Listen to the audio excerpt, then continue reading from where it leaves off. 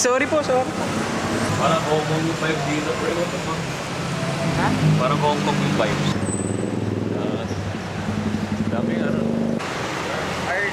Divisoria na muna, ano? Divisoria, di ba? Nararamdaman ko na yung ancestral plane.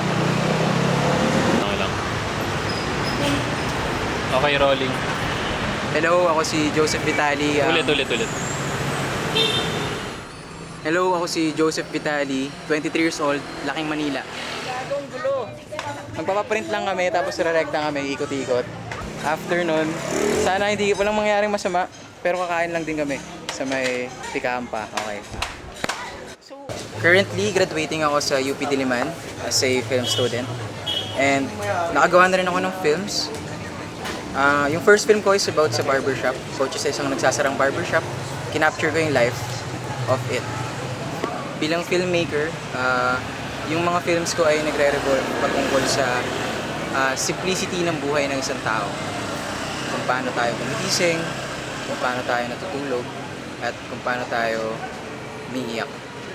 Hangit ang gago. Usually, yung mga films ko ay nagre-revolve patungkol sa safe spaces at pagkasimple ng buhay ng isang tao. Currently, may ginagawang pelikula with Montañosa. Ang tinatakil nito ay mga what-ifs ng bawat tao, and from that simple what-if, tatry ko siya i-rationalize at gumawa ng identity out of it. So, yun. Abangan nyo, sana mapanood nyo, at yun lang. We need support. Maraming salamat. Woo!